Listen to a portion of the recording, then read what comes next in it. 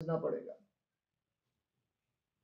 अब जैसा हम जानते हैं कि जो वेरिएशन है वो कई प्रकार से आता है।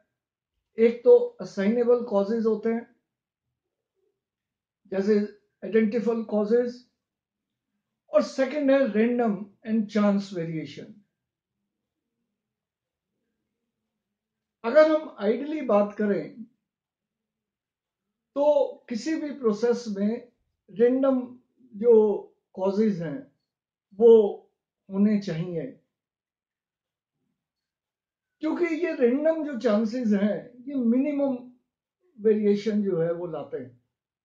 जैसे अचानक फ्लफ एंड फ्लाई गिर गया, या मैंने मशीन की सफाई ना करी, जबकि शॉर्ट फाइबर का होना वो तो मुझे पता है जो वेरिएशन लाएंगे, मगर सैंपल ही सही ढंग से नहीं लिया, रैंडम कॉजेज। तो कोई भी प्रोसेस जो ऑपरेट कर रहा है स्पेसिफिक कॉजेज ऑफ वेरिएशन से कंट्रोल चार्ट्स का, तो इसके जरिए हमें यह पता लगता है कि हमारा वेरिएशन क्यों आ रहा है। तो control chart differentiate random variation from specific variation.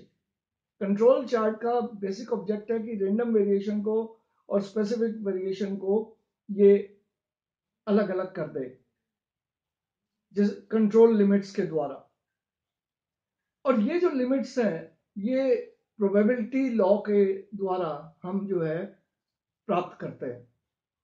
और जब actual variation exceeds the control variation, it is a signal that assignable causes जो हैं प्रोसेस के अंदर आगे हैं और हमें प्रोसेस को इन्वेस्टिगेट करना पड़ेगा।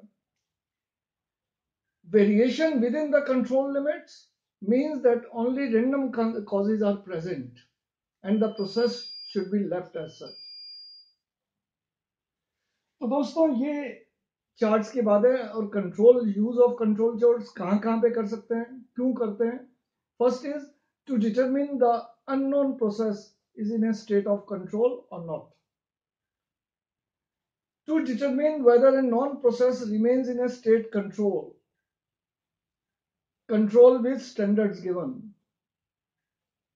अब दो चीजें हैं, या तो हम स्टैंडर्ड्स के कंट्रोल हमारा है जो हमने बनाए हुए हैं, या कंट्रोल तो है मगर हमारा स्टैंडर्ड नहीं है। तो इस स्टेप के लिए हमने ये देखा है मोस्ट कंट्रोल चार्ट जो है कंट्रोल लिमिट्स हमारी होती है एक्स बार प्लस माइनस 3 सिग्मा, एक्स बार प्लस माइनस 2 सिग्मा। तो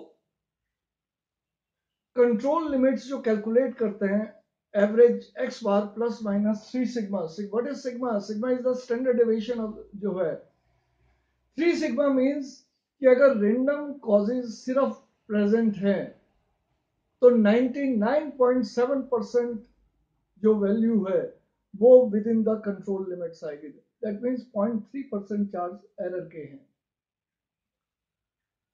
और प्लस माइनस 3 सिग्मा की जो लिमिट है ये वहां पे यूज होती है जहां पे हम डिस्टिंग्विश करना चाहते हैं रैंडम और स्पेसिफिक कॉजेज ऑफ वेरिएशन के। ज्यादातर लोग 3 सिग्मा यूज करते हैं, मगर इसके लिए नंबर ऑफ रीडिंग ज्यादा लेनी होगी। बल्कि ज्यादातर अगर ऊस्टर स्टेटिस्टिक्स में देंगे तो वहां पे 95% that is x bar plus minus 2 sigma use होता है।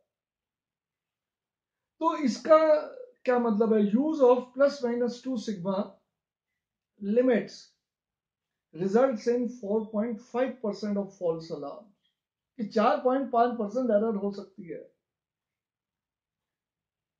ये वहीं पे यूज होती है जहां पे रैंडम कॉजेज प्रेजेंट है। और जब हम प्लस माइनस 1 सिग्मा को अपने कंट्रोल चार्ट में लेते हैं,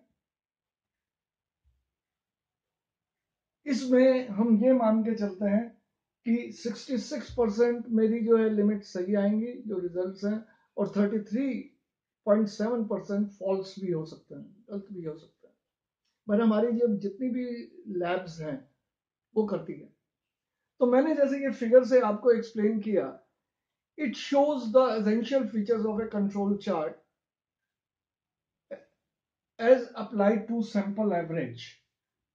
The sample average are plotted, and if they fall within the control limits, अगर ये control limits upper control and lower limits के अंदर आ रही हैं, this is for example x bar plus 2 sigma, lower limit is x bar minus 2 sigma.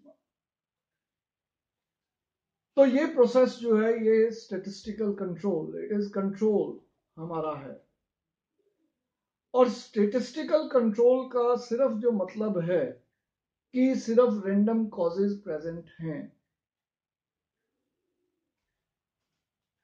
और इसका ये मतलब नहीं है, जरूरी नहीं है कि इसका ये मतलब हो कि हमारा जो प्रोडक्ट है वो स्पेसिफिकेशन को मीट कर रहा है।